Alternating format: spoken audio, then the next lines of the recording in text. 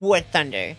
It's a digital battlefield that demands tactical perfection, map knowledge, and a ruthless understanding of armor profiles. Spend hours memorizing ammo weak spots, hold down positions, and the exact real rates of your adversaries. It's a serious punishment simulator where one wrong move sends you back to the hangar in a flaming heap of twisted steel. But hey, you know what fixes all that suffering? Anime guilds in your pain simulator. Yes, it's that time again. The answer is down, which means we have been blessed by Gaijin. 3 brand new top tier animate packs to absolutely obliterate your wallet. Hold on. Aren't these just reskin premium vehicles that already exist in the game? Isn't this just a copy of a copy? Well, yes, but these are your average on the premiums. Awesome packs are completely custom crew voices, a unique waifu decal for maximum psychological warfare, a title to show your teammates you are not to be relied on, and an optional anime skin to tie to shame. Yes, you can turn this off. It's right there. You could just... No anime. You can turn it off. Speaking of waifus, if you check the links in the description, you can even redeem body build decorations of the tank commanders for completely free. Well, if you count selling your Soul Gaijin free, I guess. But that's not in the... Anyways, for really dedicated fans, we even have this body pillow of this man. He's like the villain or something, I guess. You get that if you somehow bought all 6 of the Senrai Maiden packs. Oh, and a bikini version if you just buy the 3 new ones. But who wants that one? You want the Israeli man. Talk about the old packs. The old packs are currently actually in a complete pack. So for low price of $106, Jesus, you can get yourself the ultimate. I bought myself the top 2 starter pack. But anime edition, that's cool. Right, focus. This was supposed to be about the tanks. Today we're strictly looking at the 3 new additions. Emily's Challenger 2 OES, Ling's MB2000, and Usagi's Type 90B. I took valuable time out of my busy schedule of complaining about every single death I've had in this game to play each of these tanks. So, let's start with the star of the show. Usagi's Type 90B. Now, Japan is no stranger to Type 90. In fact, you can now have 4 of them in a single lineup. Technically 5 if you count the free one, but what makes this tank shine? It's that sweet 4-second reload. Usagi's packing 120mm smoothbore L44. The exact same one found on the Leopard 2s. This thing doesn't just drive like a truck.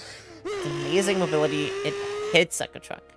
And it shoots like one, too. Assuming trucks shoot... Okay. Who wrote this crap? This thing is an absolute monster for sniping. And even brawl if your trigger finger is fast enough. Optics are heavily zoomed in by default, which makes your Gen 2s almost look a bit like Gen 1, but it's perfect for long-range engagements. Unless you get pneumatic suspension to create your favorite tank dances, or you can get that extra premium gun depression that Russian tanks can only dream of, or have nightmares of. Okay, fast and shoots fast. Sounds overpowered, but still catch. Your armor is basically made of compressed paper. BMPTs will absolutely ruin your day. The 30mm APDS can frontally pen you without even trying. The thought of instantly exploding gives you nightmares. You might need something with a bit more survivability. Let's take a look at Ling's MB2000. It's pretty much just a Russian tank with reverse gear, right? So the armor must be amazing. Well, kind of. You actually get more armor compared to the standard premium version. Ling's version is based on the Chinese Tech 2 variant, not the Pakistani export. You get a few extra plates, but there is a catch. You get significantly worse thermals. Honestly, it's a bit of a downgrade compared to the Alkaleid. It's a bit of a shame, because it looks gorgeous. So the armor is okay, but what is Ling actually working with? A punchy 125mm gun running China's top tier round. This star pushes 575mm of pen, which should easily put those Russian MBTs in their place. But the real kicker, you get a hefty HAVT shell. And this is the tank's auto tracker, and you basically become budget SPA. You'll make light work of drones and helicopters, and occasionally even planes. The Type 90B also has an auto tracker allowing to lock aerial targets, but I didn't feel like bringing it up because it doesn't have a HUD shell, so at best it can deal with helis sleeping on the job.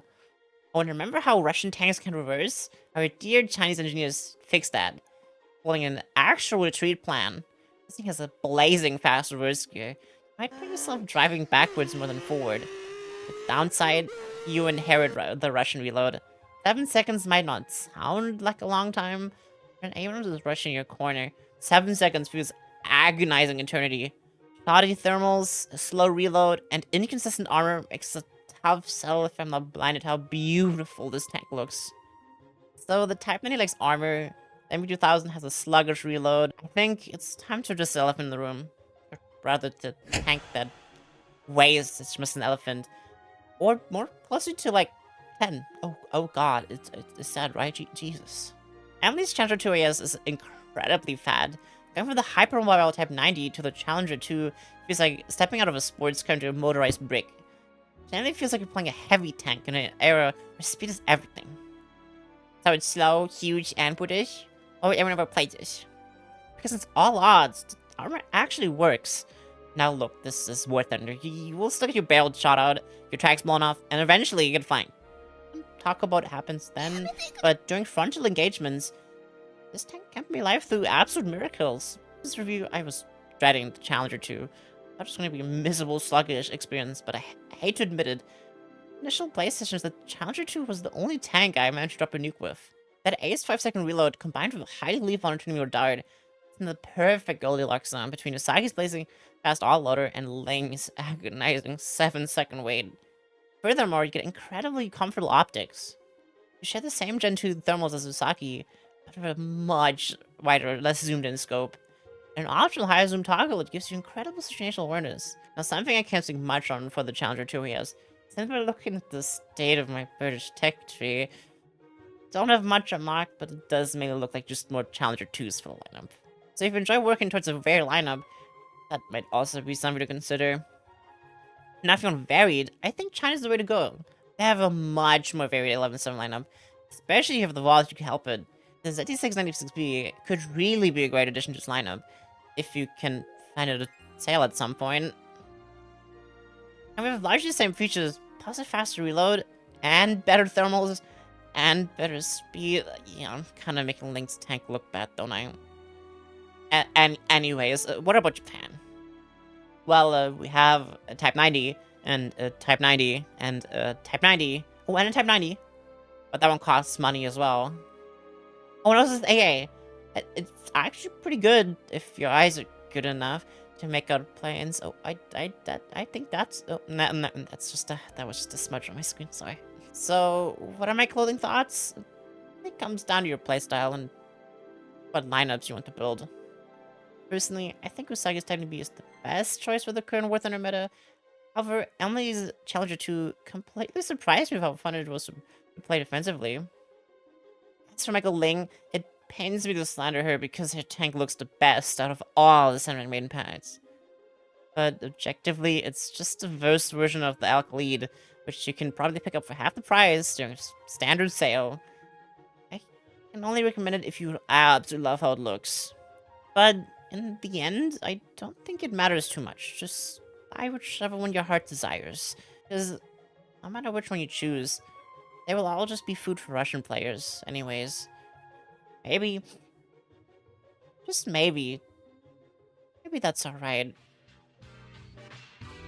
Thank you so much for watching, and make sure to tell me if you enjoyed this type of video. It's my first time trying out anything scripted, so it might be a bit awkward, but I'm sure I did okay.